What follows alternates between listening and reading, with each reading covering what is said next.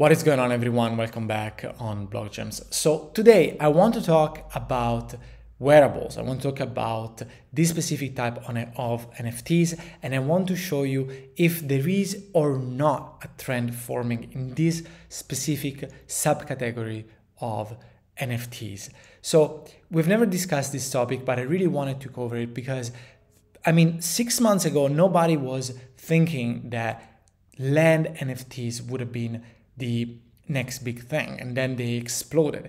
And on this channel we have been anticipating trends over and over and over and over again multiple times throughout the year. And if you've been following this channel, you know it. Also, if you have been following this channel, you know how much I like to discuss trends based on data, and this video will do exactly that. So we'll be looking into exclusive data analytics, stuff that you will not be able to find anywhere else. So if you like this kind of content, please remember to subscribe to the channel and hit the like button. Thank you very much for your attention. Let's jump right into the data. So one of the reasons why I wanted to start from the decentralized wearables is specifically because you do not have that much information. When you go on the main page here on OpenSea, you can scroll down, but you don't have the typical chart that you find for many other projects. You do not have the chart that tells you the average transaction price for a given day. You do not have the indication for volume and for the amount of sales on a given day. And so how do we find this information? We need to go to the source. And this is specifically what I have done by looking at this chart and other charts that I will present. But before we jump into the actual details, I want to give you the sort of TLDR. I want to give you the juice of the video. And the long story short is there is not a trend forming for wearables on the mainnet of Ethereum right now, specifically for the central end. Quite the opposite, actually. And we will look at this and we will see the how and why in a moment.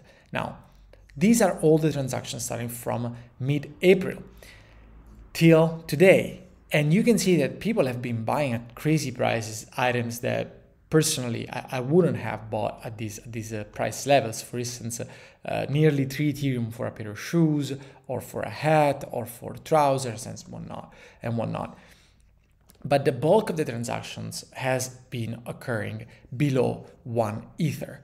Now, these are all the single transactions, but it doesn't tell us much regarding to volumes, and it doesn't tell us much regarding to amount of sales. So we want to look at that as well.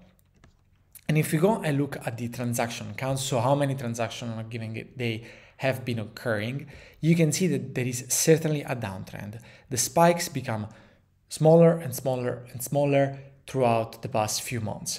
There is one exception, and this is it, but this is an aberration in the market, and I will show you why.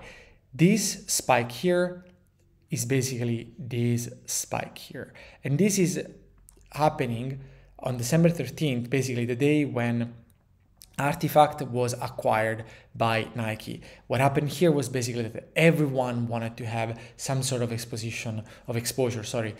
Everyone wanted to have some sort of exposure to Artifact. So they said, you know, what is cheap and has an Artifact brand on it?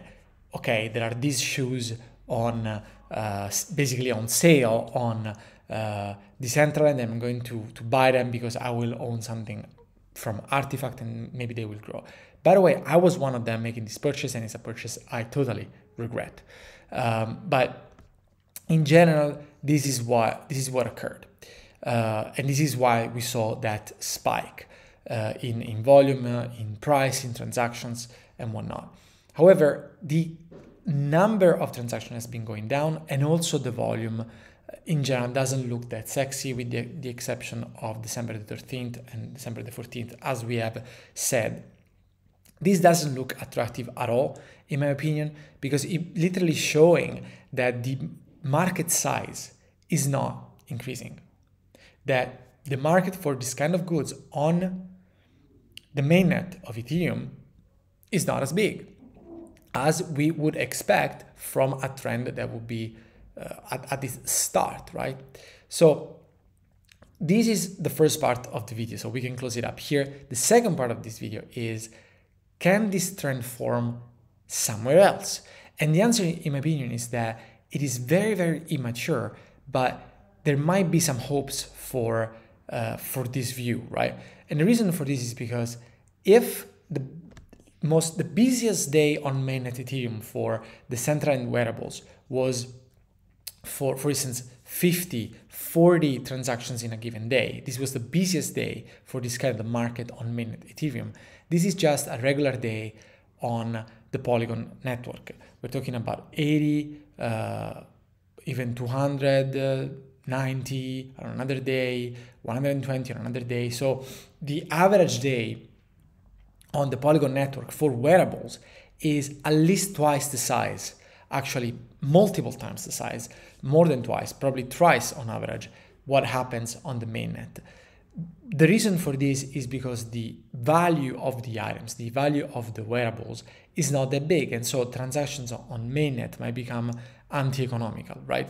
So the moment that people will start using Polygon more and more, the market for these items might become bigger and bigger. But this is just a presupposition. There is not enough evidence yet to confirm this trend. It just makes sense to expect Polygon to grow, because we've been seeing many more users week after week after week.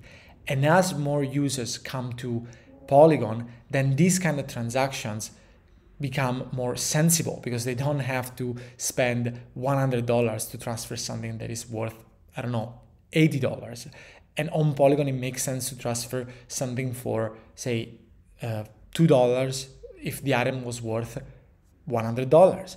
And so this market can grow, has the chance to grow, but only on layer 2. So this is my take, this is my opinion. So I don't expect any new trend to form for this type of items on mainnet Ether, on the layer 1 of Ether, of Ethereum, but I do expect something to start moving, maybe not necessarily for wearables, but for items of different categories that are not land, that are not businesses, that are not buildings, but items that you can wear, you can use, or tools, but on layer 2.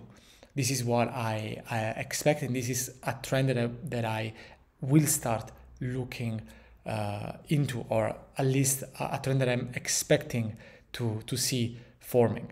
So I hope that you guys enjoyed the video. I hope that this video helped you make your own research in this topic. None of this is investment advice, guys. And if you like this kind of content, please also join the Discord community. In the description down below, there is a link. You can join our Discord community. We are constantly talking about data, about strategies, about new trends that could be forming. I will also be uploading there my report, my thesis for 2022.